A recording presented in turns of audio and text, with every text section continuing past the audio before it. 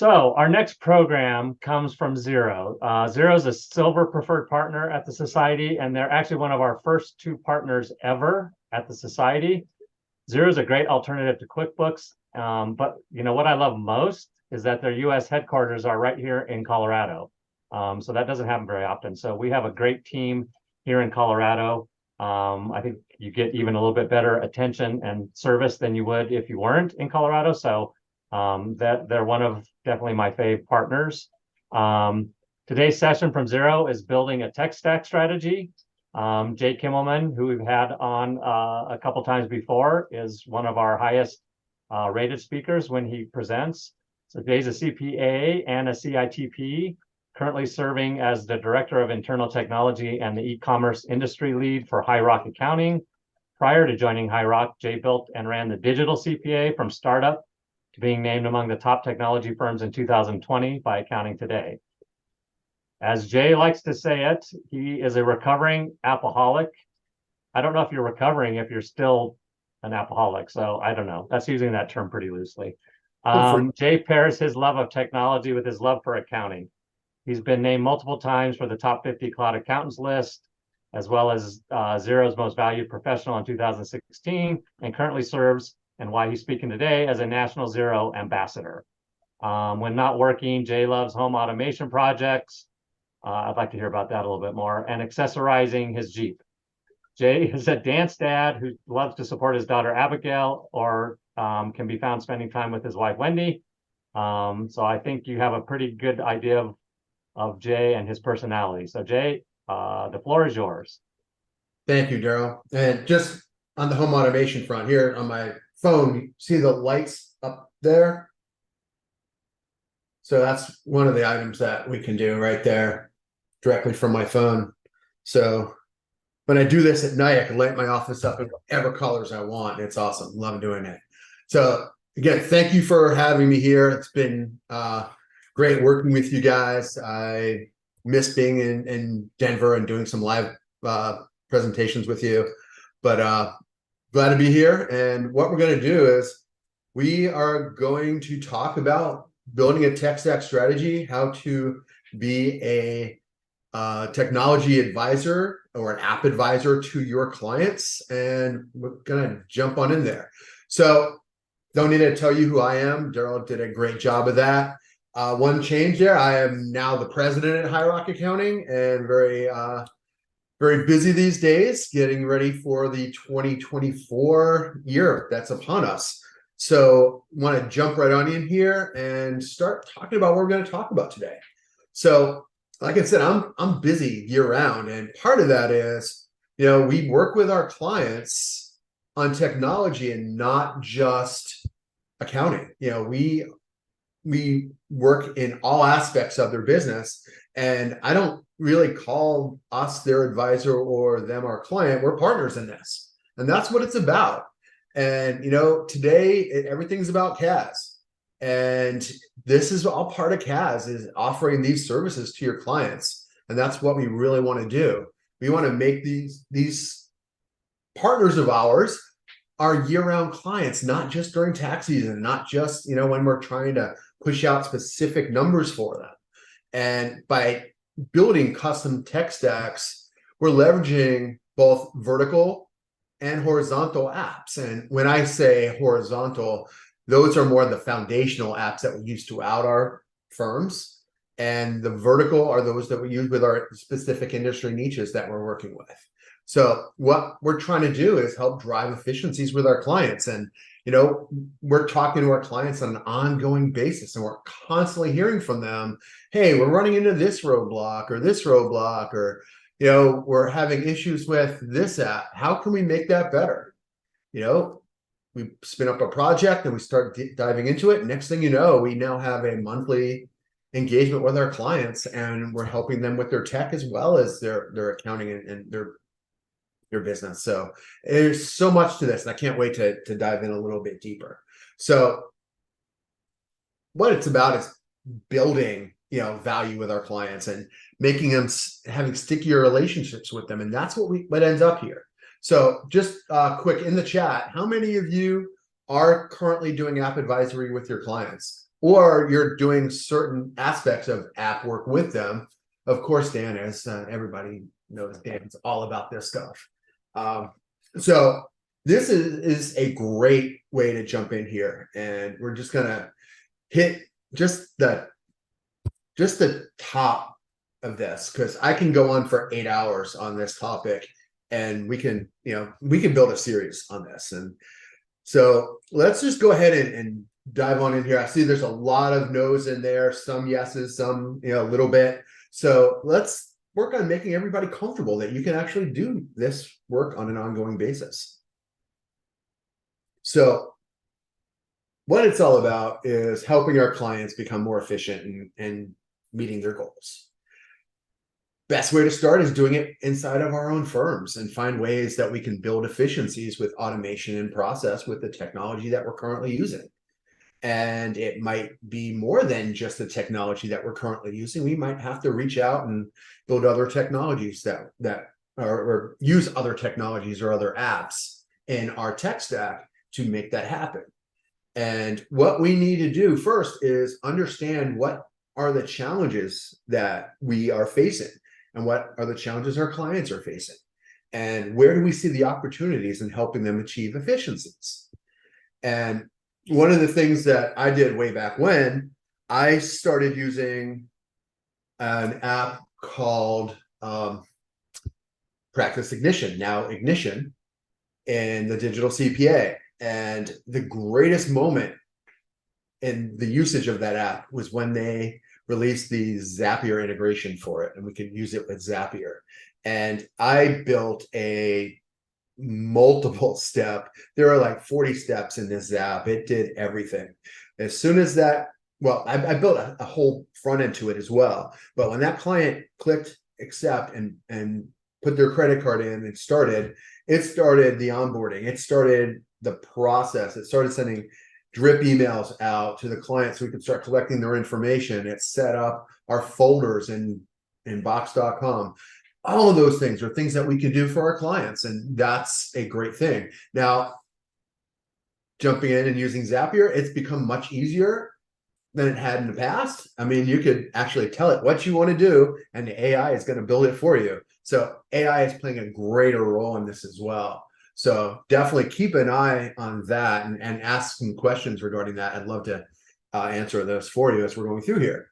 So one thing that we want to make sure that we are doing is, most of the time we are giving advice to our clients and we don't even realize we're advising our clients, and we're not seeing a value for it. We're not monetizing that. We want to make sure that as we're going through this, we are protecting ourselves and getting paid for the work we're doing. I can tell you, and I was, many years ago when I was doing this as a sole practitioner, and when I first brought my first 2 staff members on, we were giving away advice every day, and we're like, wait a minute, we should be charging for that. And that's what we need to do. We need to make sure that we are leveraging the value that we are giving and getting paid for it, because what you're doing is not providing solutions. You're providing information, and that information is all up here, and we need to get paid for it. So it's really important to go one step further with it. It's very easy to give free advice, and it's much more difficult to, leverage what you're doing and get the return on it. I think we're doing much better as a industry today than we were 10 years ago. So definitely, keep up on that. So what are the benefits to you as an advisor, as an accountant or bookkeeper or tax preparer? Well, it keeps us busy all year round. If you're doing tax and, like the last, 3 years, tax season's been almost year round at this point here in Florida. And I'm in Orlando, Florida, and we've had hurricanes in September, October, the last 2 or 3 years. And our tax season has been extended through to February or March. So we're still in it here in Florida. But, that since the COVID era started, we've constantly been in tax. But now it's time to break out of that. Let's get the tax season done, the tax season work during tax season, and work on other things like advisory with our clients on technology and apps. And what it does by leveraging this, it gives you greater visibility into what the clients are trying to do. It gives the clients better visibility into what you can do. And it allows you to grow your business, grow your revenue base on using scalable techniques and software. And it gives you a new way to get your messages out. You now have something else in your toolkit that you can start boasting about and being the expert at. So that is one of those most important things you want to do, is be able to talk about those things that you can provide. And if you get into app advisory, the sky is the limit, because there are so many different apps. If you are working in the construction industry, there are specific apps to that. If you're in e-commerce, there are specific apps for that. So it's you can then become the expert and start spreading that information and being sought out to be the expert in these areas and help your clients with it, and be able to be found by new clients, which is almost more important than anything else we just said. So the benefits to your client, a little different. When you're doing CAS work, you want to be in a cadence with your clients on a regular basis anyway, of talking to them. This helps you have regular contact with them as you're checking in on their app stacks, their experiences, and you tie that into your accounting meetings, and it helps keep that cadence going. I know a lot of times people are like, yeah, I don't need to talk about my numbers. I know what they're looking like. I know where we're heading. But this gives you another aspect to keep that going and keep building that relationship and keeping that value going their way. It helps them achieve efficiency by having better workflows, having automated processes that they don't have to worry about. John Smith called in sick today. I'm not going to be able to get this done. Well, guess what? The workflow processes and the automations that you put in place with your apps are going to do it regardless. And by having this information or having these systems in place, the business owner is going to have better information, more timelier information on certain aspects of their business. And that will allow them to make better business decisions. And better business decisions is the key to keeping the cash flow. So what is a tech stack? We talk about building tech stacks, and basically it's a simple set of tools that we put together to help achieve goals. And each tool in the stack is there to provide a very specific function. And what we want to do is find those tools that work very well together to get that end result. And like we said earlier, there are two types of tech stacks. You have the horizontal and vertical stacks. And I think we covered that pretty well, but I just want to go back to the horizontal. And those are the foundational apps that we use throughout our practice, throughout all clients in multiple industries that we're working with.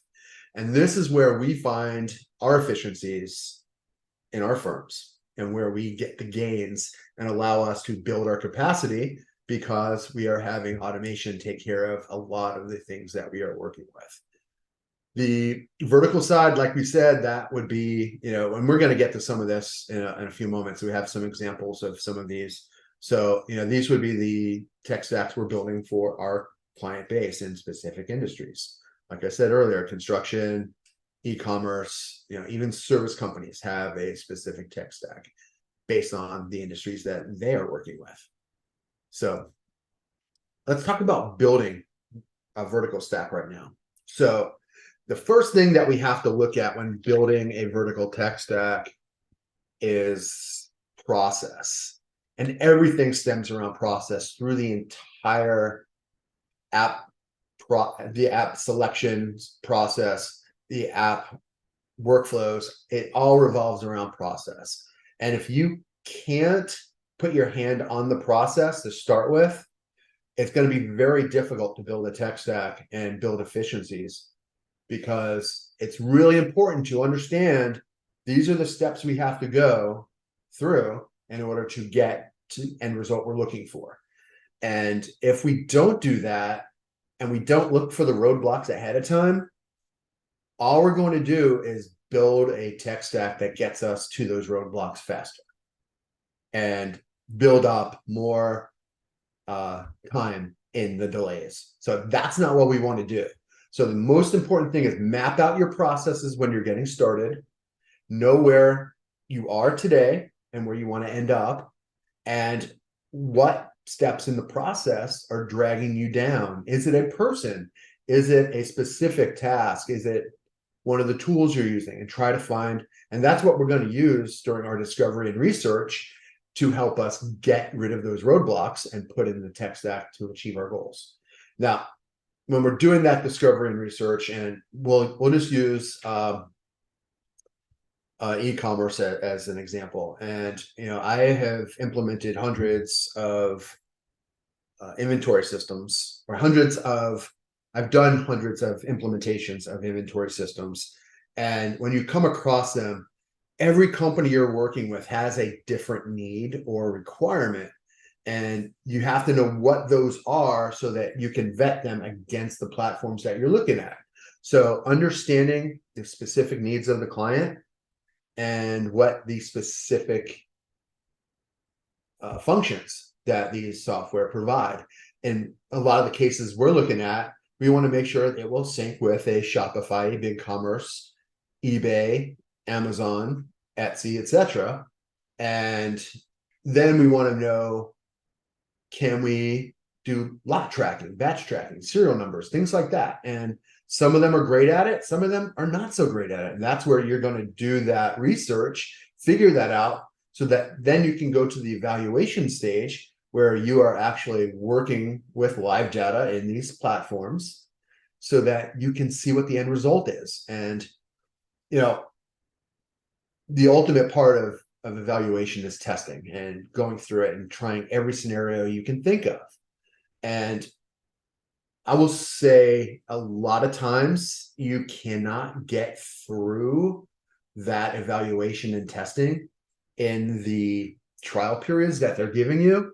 So what I say is reach out as soon as you start evaluating a software, reach out through the support networks of the apps that you're testing and evaluating, and start building rapport with them. Let them know who you are, so that when you put in a request, they're going to respond to you. And the other thing I would do is ask for additional time to evaluate the software. Some are starting to crack down on it and they want you to pay for it immediately. Well, the other alternative there is just spin up another trial and start again. And in a lot of cases, setting them up is really simple. You just export out the data that you put in and re-import it in another way, and then you continue your evaluation. And that leads to your selection and implementation part of the process. And when you select it, you want to, what I would like to do is I go through it, I do my testing, and then I will present the top 1 or 2 solutions to my clients. And then after I've done that, I then get the sales enablement staff at the app to then present to them as well. And they might give a different perspective than I will, because I'm looking at it from everything I've been told from the customer. And I've actually learned a lot by doing this. So I have come up with other issues too that we bring to light. But having them deal with that and then asking questions directly to the app supplier is a great way for them to be involved in the process, and it helps us get a better solution. So really important to go through this process and start with the actual process roadmap so that you can identify where your weaknesses are and where your failure points are. From there, just follow the steps that we talked about, and you'll have a pretty good idea of which is the direction you want to go. So we talk about having these apps, and now we want to talk about how do you go about creating a custom stack for your client or your firm? Well, first thing you have to do is, what attributes do you use to segment your clients for the technology? Anybody have any comments on that? Go ahead and post them for me up in the chat.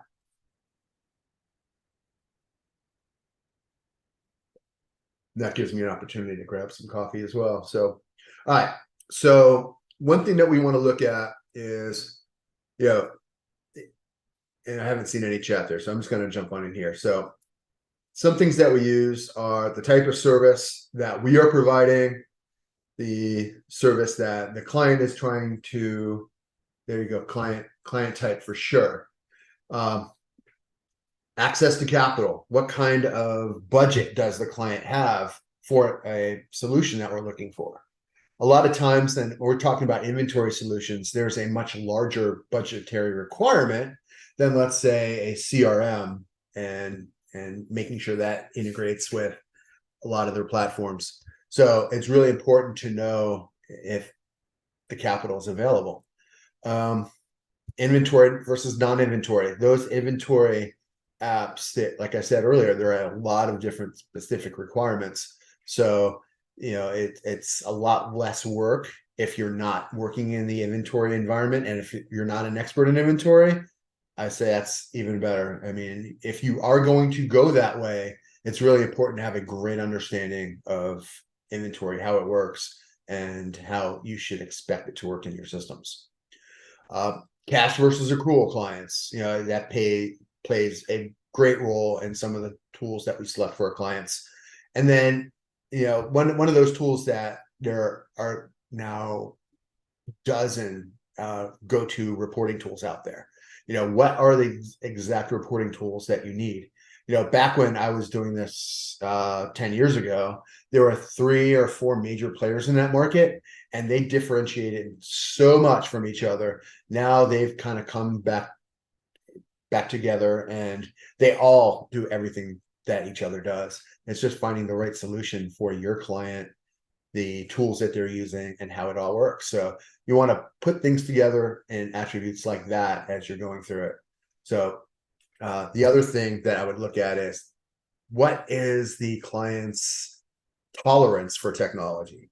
I mean, you've come across certain people that, they jump in, they've never found an app they didn't like, kind of like me, and they just jump on in there and use it. Or you find people that are so afraid of technology, they're afraid of clicking that button that something's going to blow up on them in their system. And it's like, you want to make sure that you're working with the right people on that, and that you've set that up so that you have that information, readily available for them, and you can put them at ease and make it so much easier for them. So, all right. So we're just going to look here at a couple of app categories, and we're going to look at some of these items and how it relates to some of the industries that we're looking at. So as you see on screen here, we're talking about project management apps, payment services, which are really important to most every business because you have to get paid, document management, and then another important one, payroll, because we have to pay our people. And if we're running S Corps or they're running S Corps, they got to get paid themselves as well. So there are many app options in these categories. So if we look at project management, we can see there are a number of different apps out there, and those are mostly for construction or trades businesses right there that you see. Xero does have a projects module, which I have used in the past for some work that I do, and I love using it for simplicity. Jumping forward to payment services, these are all payment services that are pretty inherent into Xero, but you can use them with whatever platforms you're using. A lot of times, the apps that we're using will integrate these as well, so that not only can we pull that data through a bank feed into Xero, but we can also push those payments out through a app that we're using for our industry specific needs. I will say that Stripe, PayPal, and Go Cardless, Xero has done a great job of integrating them, that once you put them on an invoice, client pays, it will actually, if you set it up this way, it will actually record the fee on that transaction, record the payment, reconcile it through Xero. It works really well, saves a lot of time. And I gotta say, it's great when you're pitching that to clients that it makes it so much easier for them. Document management, we have HubDoc, which is a Xero product. And then we have Dext out there, which I'm sure y'all have been using both of those products at some point. And then when it comes to payroll, we have Gusto. Everybody loves Gusto. And we have Expensify and Xero Expenses as well. So there are a lot of options out there, and it's got to get out there and vet them and understand which ones we like and which ones we don't, and for what industries we like them for, and where are they a perfect fit in our client base. So we're going to look at a couple of cases here. So we're going to look at a tradesperson, an e-commerce company, and we're going to look at creatives, a service company. So we're going to take this through the process here. And so we're going to dive into the tradesperson first. Basically, we're talking about Tom, and he's a sole proprietor. His main key pain points are he has to keep track of time spent on his jobs. He has to take payments while he's on site, and he has to have a better understanding of his cash flow. When we get to the e-commerce company, and this company has 8 employees, they have very similar pain points to Tom, and they need to review profitability as well as tracking costs, and they need to manage staff schedules and inventory, and they have to make sure their employees get paid. And then we come to the creatives. There's 25 employees on that case. They're managing complex projects, creating budgets, sticking to them, and navigating through payroll. So they want better visibility into their cash flow because of all these different moving parts. And they're planning on acquiring some new equipment. So they need to know where their business stands and where the cash is going to go and come from at that point. So let's go ahead and jump on in here. So when we're looking at a tradesperson, we're looking at an electrician, a landscape company, a AC company, companies like that. And, we have a number of options here that work very well with this. If they want to stay in the Xero app itself, Xero Projects works really well with that. They can connect that with Square for immediate payments and use HubDoc for tracking those items coming in as far as invoices and bills and documents coming their way. And this is a very simplistic tech stack for this company. We can go a little deeper, and we can look at it from this perspective. We could also add online payments through Stripe and Go Cardless and PayPal. I gotta say, if you're using Xero and you're sending out an invoice to a client, if you're using your device, you could actually text that to them and accept Apple Pay on that. And I mean, you've taken all the friction out of getting paid, because you can actually send that out directly to the user's phone. And if that device has Apple Pay, they click on it, and within 30 seconds, you're paid. No friction whatsoever. Makes it really, really simple for that. And that's the key to getting paid quickly, is removing friction. And I think Xero has done a really good job of that with their Stripe and Go Cardless integrations. So next, we're going to jump into the creatives. And this is more of a medium-sized business. They use a really robust project management tool that is used for construction. So in this case, it might be able to use something like Procore for project management. They're doing payroll and expenses, and Gusto and Expensify would be great for that. For online payments, we've talked about Stripe and Go Cardless and PayPal. Those work. They're very easy for this company.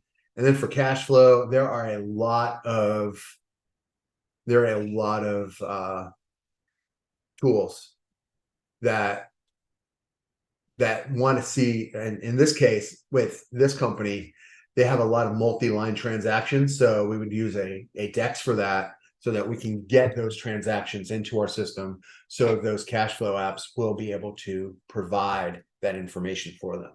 So we want to make sure we're pulling out a tech stack that's a win-win for the creatives in this situation. And by doing so, we want to make sure that the apps we're using, like a Procore, it sends lots of rich information and rich data that we can use throughout our other systems. And that is transmitted automatically when transactions are completed or when you're clicking through and completing something in the systems. And it's really important to do that. And by having systems that integrate like this and having that data and having those automatic connections, you can have almost up to the minute financials on these clients. So they can look into their financial systems and their reporting systems and build, up to date models of where cash flow is going, when that cash is expected, things along those lines. So they have a much better picture of where they're going. And just want to throw out here some alternative apps here. At High Rock, we use Active Collab for our project management. We find it meets all the requirements that we're looking for. And we also use Ramp for expenses. We also use it for accounts payable as well. And it's working really well, fitting into our tech stack internally. And we've rolled that out to a number of clients now, and they're loving it because they now have one app to handle their card spend and their bill pay. So it's working really, really well. And yes, love Ramp. It's a great app. And yeah, I highly recommend both of those apps there. And then we come to the e-commerce side. And this, it's still a medium-sized business, but when it comes to e-commerce, what's the one thing that comes to mind? And that is high transaction volume. So transactions are piling up, and we got to make sure that in some cases, let's say they're using FBA, Amazon, and FBA is fulfillment by Amazon. Amazon is fulfilling those orders, but maybe you have your own warehouse or using a 3PL, a third-party logistics warehouse, and you have to track all of that. Well, it really depends on what fits for that company. So, if you're using Amazon only, or you're not doing fulfillment, it's being done elsewhere, and depending on how your system is set up, you can pull those orders through that way. Well, A to X might be a great option for it. But if you have to have that inventory tracking and the fulfillment side, then you'll be looking for something like Sin7 or Unleashed, or one of the dozens of inventory apps that are out there that meet the needs of that company. The other thing that we want to look at here is sales tax. And the sales tax environment is ever changing. And if you're only on Amazon or only selling on marketplaces, well, sales tax is much simpler today than it was, because the marketplace facilitator rules and ensure that that is being taken care of by the Amazons, the eBays, the Walmarts. But as soon as you throw your own platform in there, like Shopify or BigCommerce, then you're going to have to actually start tracking it, because your economic nexus takes into account not only what's on Shopify, but what's pushed through Amazon and Walmart as well. So, having an app like Avalara could help you streamline that. And here are some alternative apps here. I've already mentioned Unleashed. And as of a few weeks ago, Xero has released Xero Inventory Plus. I've been involved in the creation of that, and I love it. I can't wait to deploy that for some new clients. And can't say enough about it. Xero has really done their homework on it. And then the other app on the sales tax side is TaxStar, which is now owned by Stripe as well. So we haven't touched on the cash flow apps, and there are a number of them out there. And I would say it really depends on what your needs are. Internally here at High Rock, we use Dry Run. It connects up to our GLs for our clients, gives us the information we need. There are other apps that do that as well. You have Giraffe that can give you those summaries. You have Live Plan, a lot of the other ones out there that will do that. Also Helm for shorter term cash flow purposes. And even Xero has a short-term cash flow tool built into it. So depending on the needs, any of those could work. You just got to go through and vet the right tool for the right situation.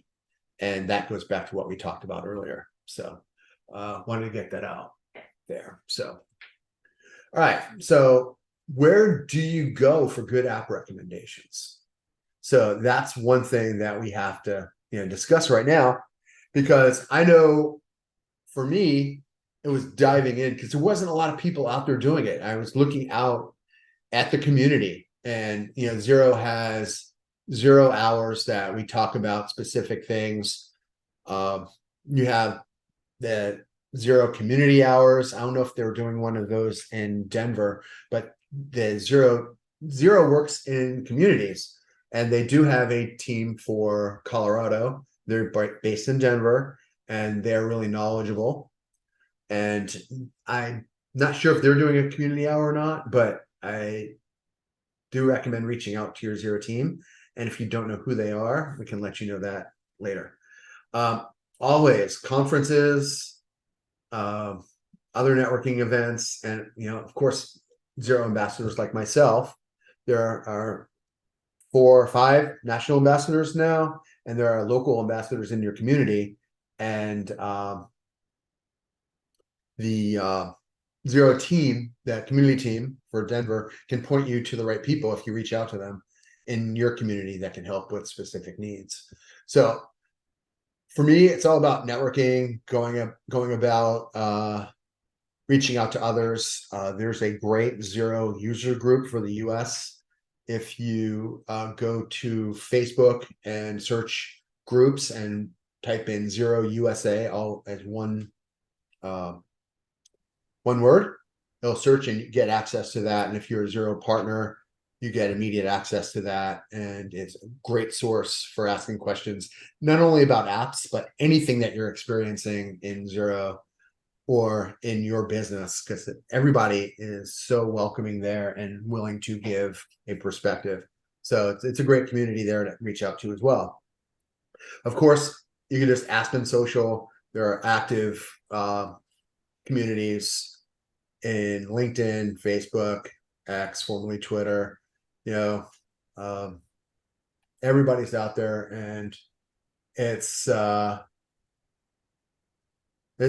just a great collaborative community. So I highly recommend reaching out that way and going through and getting your information that way. And reach out to me. You can always reach out to me on social, on Twitter at J Kimmelman, JKIMELMAN, and push that up into the chat later as well.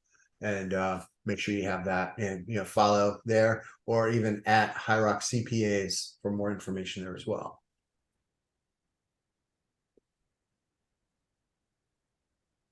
All right. Look at that. Already talked about most of that. So the other side of that is, we have other people in the industry like a Jason Stats or Blake Oliver and the accounting podcast that's out there. Things like that are great sources to get this information.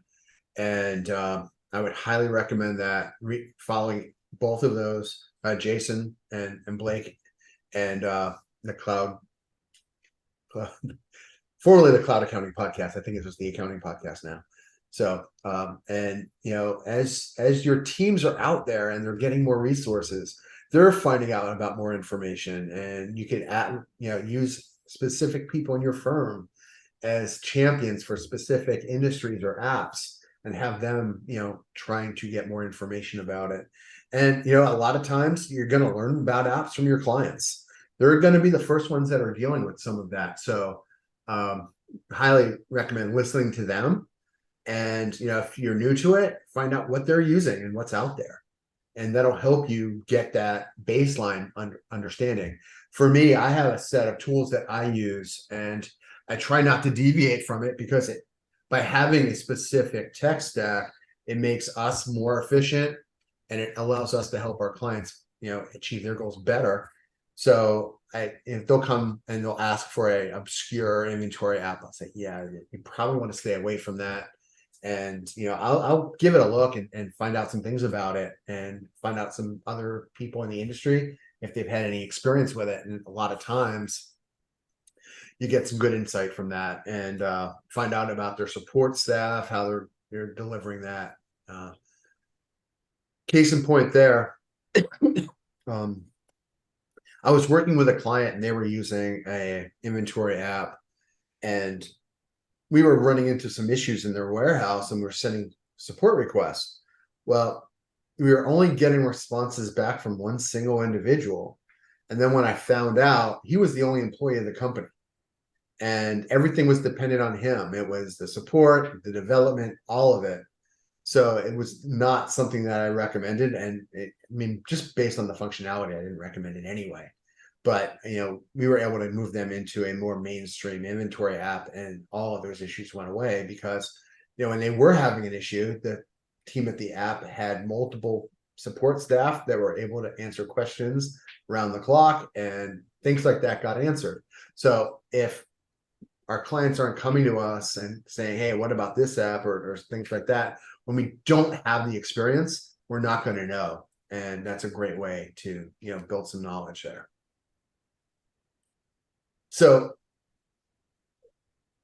tech stacks internally for us, we want to build that efficiency in our firm, and we want to make sure that we are using the tools and the apps to make sure that we are working as efficient as we can. And we want to free up time so that we can be that advisor to our clients and be able to devote that time to the clients so that we are delivering value, not just numbers. And that's honestly what it's about for us. And when we look at tech stacks across our practice, we want to make sure that we are achieving those goals. And if we're not, we want to dig a little deeper. And maybe these tools are not the right tools at this time any longer, and there are other ones out there. So we're looking at it as a continuous improvement project. It's always improving and evolving. And that's one of the things that we look at is what other apps are out there and what new features have they introduced that we weren't aware of. And then, if it hasn't been introduced into an app that we're currently using, well, we reach out to their support, find out where it is on the roadmaps, because we want to find out, okay, what are they currently developing in the back end of their systems that they're going to roll out. So we want to know about things like that. So that will help us make decisions like that. So, knowing the roadmaps of the apps that we're using and the competitors are really, really important. So we want to make sure we have that. And, when we're building our tech stack, we want to make sure that we are leveraging the tools that make sense.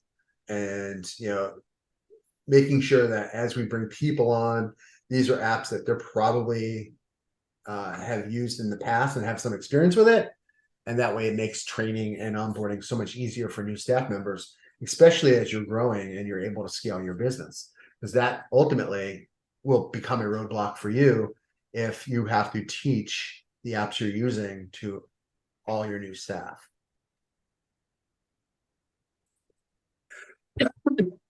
You will, of course, come across apps that they may never have used before.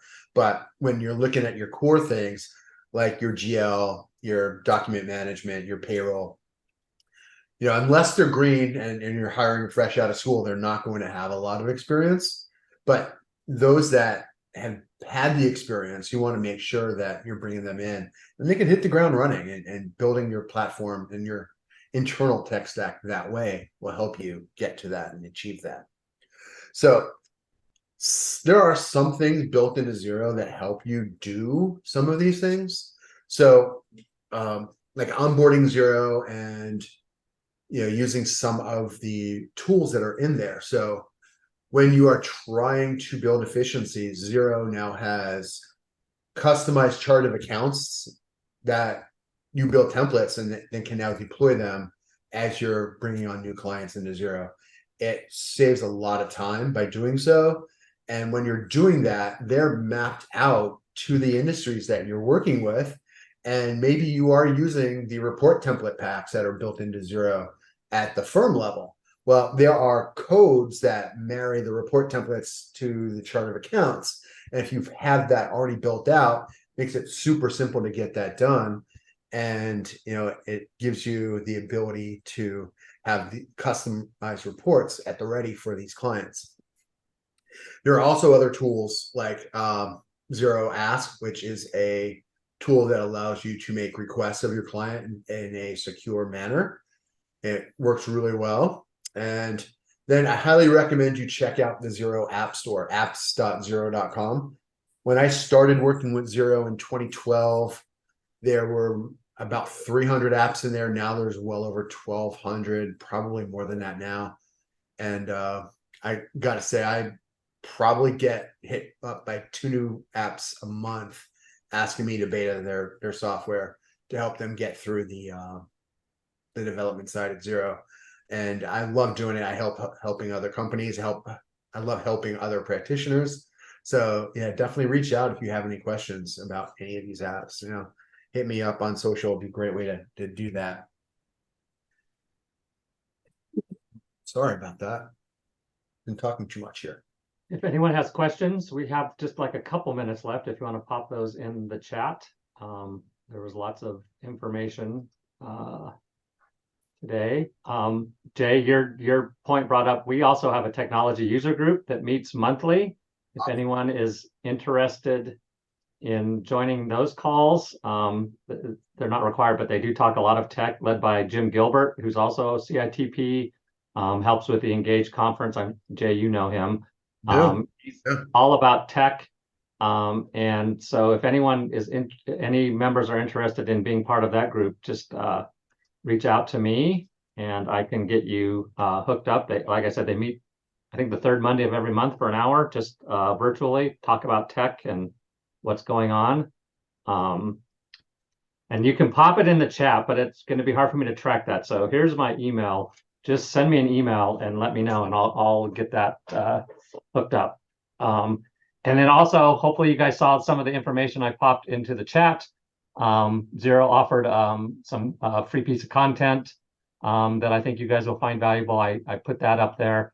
And I did mention cookies earlier. Their special offer, which will be in the email that comes out, is if you schedule a meetup with their team, either virtually or in person, your crumble cookies might be involved. And I'm with you, Laura. Chocolate chip is the only way to go. There's no other cookie. So I think that's kind of a cool, unique offer. And again, the Xero team is awesome. So I highly encourage you, if you're just want to learn more about them for your clients, that you reach out. So that will be in the follow-up email, and you'll be able to schedule that and set that all up with Devin and the team here. So thanks, Jay. I don't see any other. Yes, everyone loves crumble. Who doesn't? I don't see any other questions, so I guess we'll call that a wrap. As always, we appreciate you being here. Hopefully next time we can get you live here in Denver. That would be great. For sure. Would love it.